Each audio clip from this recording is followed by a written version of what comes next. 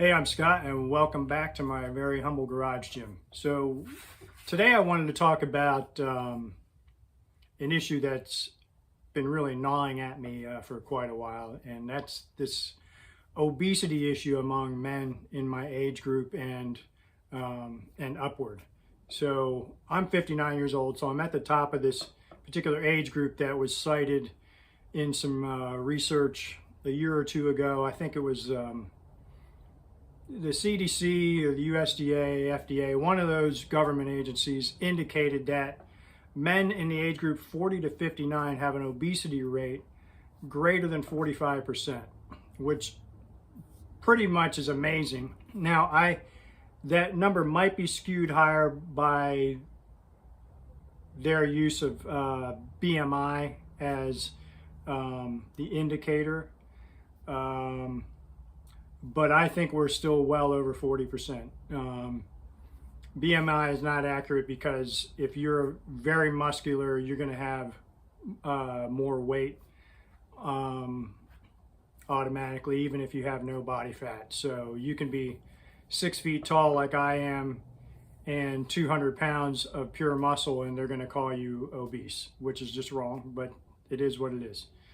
The measure that I prefer to use is 25% body fat. I like that particular number because that was cited in a recent research paper that I read. It might be a few years old actually, where that's the level of body fat for men where cardiovascular risk really starts to kick in. So that's kind of the figure that I'm using. I would venture to guess that there's at least 40% of us over 40 have 25% body fat. All you got to do is look around you. And it's more prevalent in different locations, of course. So now the reason why this is really gnawing at me, because I see a lot of my friends that are considerably overweight, and they're not doing a damn thing about it. There's nothing I can do about them. They see, what I post and whatnot on my website and on social media and all that. But it's really like pulling teeth to try and get anybody to do anything about this. So let me go into the primary risks of obesity. And then we'll look at what we can do about it and other reasons why we should be doing something about it. So, number one, the cardiovascular risk. It's well documented that heavier people are at greater risk from heart attack, heart disease, all that good stuff. Secondly, diabetes. Diabetes, when your body resists, builds insulin resistance, you begin to store more sugar as fat, and that tends to accumulate among men around the belly, and that's bad for the organs. That can cause inflammation in the organs, and they'll cease functioning properly. So that's why we want to get rid of a lot of that excess belly fat. And then the third big one is high blood pressure, hypertension, so which can lead to stroke. And if people who've had to deal with a stroke, they lose a lot of mobility, and they're going to have a low quality of life as they get older. So those are the primary issues. Another big factor that's been gnawing at me, another reason about this obesity crisis among people my age, is the cost of healthcare in the country. So if you're starting to deal with all these health issues, you're going to be looking at spending a fortune on healthcare. You're going to really need good insurance to deal with a lot of those issues. So that's just a fact of life. And healthcare is just becoming unaffordable in this country now. So I'm fortunate that my spouse has a job that she gets pretty good health insurance through that. And so you know, we're lucky to have that. So those costs are continuing to spiral. Health insurance premiums, all that stuff. So if you're not as lucky as I am and you have access to good health insurance, then you know, you're really going to be dealing with some issues if you don't get your health and fitness under control.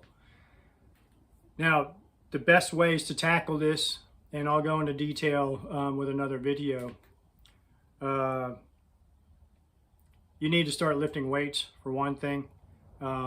You've got to start building some muscle to improve your metabolism, to help burn some fat. You've got to get control of your diet. You're really going to have to change your relationship with food, and probably, you know, among many men my age, alcohol as well. I think the days of looking at alcohol as somewhat beneficial are going out the window with research that's been coming out in recent years. It's actually, they used to say 1 or 2 glasses of wine would be great for your heart health and all that stuff. That figure is starting to decline to basically about a half a glass of wine now. So if you're somebody who's consuming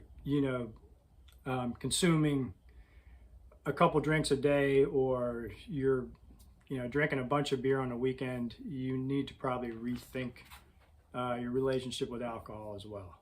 So the motto that I try to live by now is eat to live, do not live to eat. Try not to view food so much as a pleasure. Yes, we love to eat good food. We like to eat food that tastes good.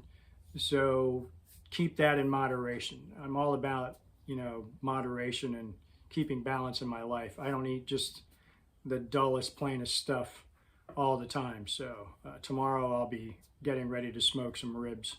They were on sale, so I picked them up at the store, and that's what I'm going to do. So you're also going to need to do some cardio. There are a bunch of influencers online, especially on YouTube, that tell you to not do any or very much cardio at all. You're going to need to do that. You want to do that to improve your heart health. If you're dealing with some obesity now, you're going to find it difficult to do much cardio exercise to begin with. So you need to get up and start walking. And over time, as you're losing weight and doing more exercise, you want to continue to work on improving your heart function and improve its fitness as well. It's the most powerful muscle we have in the body, and you want that to be healthy as you get up in age, so that you don't have to be dealing with a lot of the messes that many people in their 80s, 70s, 80s, and beyond have to deal with their heart health, just in case they live that long. So that's my little pitch today, my little spiel, I should say, lecture, whatever you want to call it. Please get your act together, start getting into a gym, do whatever you can to start shedding those extra pounds. Start taking walks every day, especially after dinner, if you don't do any other kind of exercise, but just try to increase your activity level throughout the day as much as you can.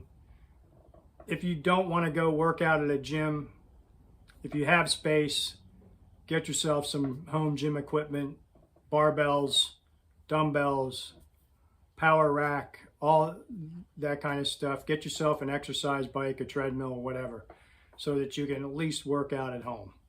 So, okay, so that's all I have for today. I hope you check out my website, scottallencole.com. I've got some more great content over there, and we'll see you down the road.